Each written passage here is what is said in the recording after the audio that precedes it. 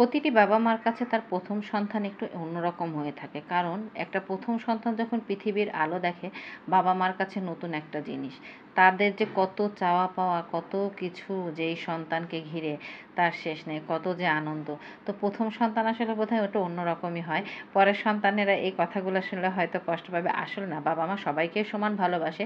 কিন্তু ১ম যাকে পায় তাকে হয়তো একটু অন্যরকমভাবে ভালোবেসে থাকে।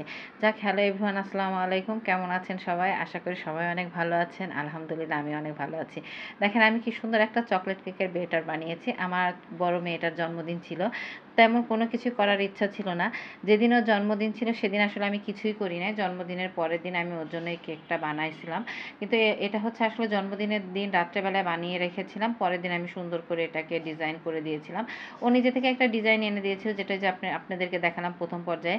তো ও পছন্দ মতো ডিজাইনটা আমি করে দিয়েছি। যদিও সেটা পিঙ্ক কালার ছিল, পিঙ্ক কালার পার্পল কালার ছিল। আমি আসলে পিঙ্ক কালার দিয়ে করতে পারি না। বাসায় পিঙ্ক কালার ছিল না। তো বাসায় যে কালারটা ছিল সেটা দিয়ে আমি করে নিয়েছিলাম। তো এই যে আমি ক্রিম লাগিয়ে এভাবে সুন্দর করে কোট করে এই কেকটা আমি রেখে দিয়েছিলাম আসলে ফ্রিজে আগের দিন রাত্রেবেলা।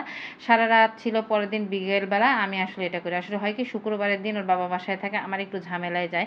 আর যেহেতু তার জন্মদিনও ছিল, সেজন্য একটু আয়োজনও হয়। আসলে সব শুক্রবারে একটু টুকটাক আয়োজন হয়। যার জন্য আসলে ওইভাবে সময় পাই না। তো বাসার যে ক্রিম আর ছিল সেটা দিয়েই করেছিলাম। নতুন করে আসলে ক্রিমটা করা হয় নাই। ক্রিমটা কয়েকদিন ফ্রিজে ছিল বলে খুব বেশি সুন্দর হয় না। দেখেন, একটু পানি, পানি ভাব ছিল।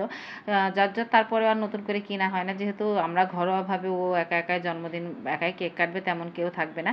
সেজন্য ওইভাবে আর আমি ক্রিম নতুন করে কিনেও আনি নাই। আমি আসলে কেক বানানোটা বানাই মোটামুটি, আসলে খারাপ হয় না। দেখেন, মোটামুটি হয়। ইচ্ছা ছিল একসময় যে কেকের একটা পেজ খুলবো এবং কেক নিয়ে কাজ করব। আসলে সেটা করা হয় নাই। তো যাই হোক, ভবিষ্যতে যেহেতু এরকম একটা ইচ্ছা আছে, চেষ্টা করব। আসলে ইদানিং হয় কি, খুব বেশি ঝামেলা আমার করতে ভালো লাগে না। কারণ হচ্ছে যে বাচ্চা-কাচ্চা নিয়ে, ওদের পড়াশোনা নিয়ে, সবকিছু নিয়ে এত বেশি দৌড়ঝাঁপ করতে হয়, একা সংসার। মানে এখন আর এসব এত কিছু করতে ভালো লাগে না। আবার ফেসবুকেও টুকটাক কাজ করি এখন। সেজন্য এগুলো এখন আর মন টানে না। মনে হয় ঠিক আছে, যতটুকু ওদের জন্য দরকার ততটুকুই করি। তো এই কেকটা আসলে আমার কাছে একটা নতুন ডিজাইনই ছিল। আমি এভাবে আসলে কখনো করি নাই। তো চেষ্টা করে দেখলাম যে আলহামদুলিল্লাহ আমি করতে পেরেছি।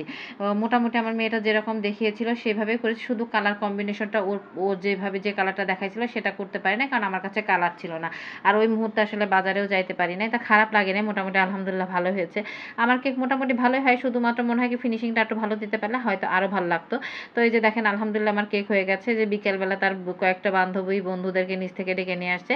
তাদের সাথে করে কেক কেটে খেয়েছে, আর সাথে আমি একটু পায়েস রান্না করে দিয়েছিলাম। তাই দিয়ে তার বন্ধুদের সাথে সে কেক কাটাকাটি করে খাচ্ছে। আসলে ছোটবেলাতে না, এটাই আনন্দ। কেক কাটার মধ্যে তেমন কোনো বিশেষত্ব নাই। তারপরেও দেখেন না, কি ঝটপট সবাইকে খাইয়ে দেয়, নিজে খেয়ে নিল। আলহামদুলিল্লাহ।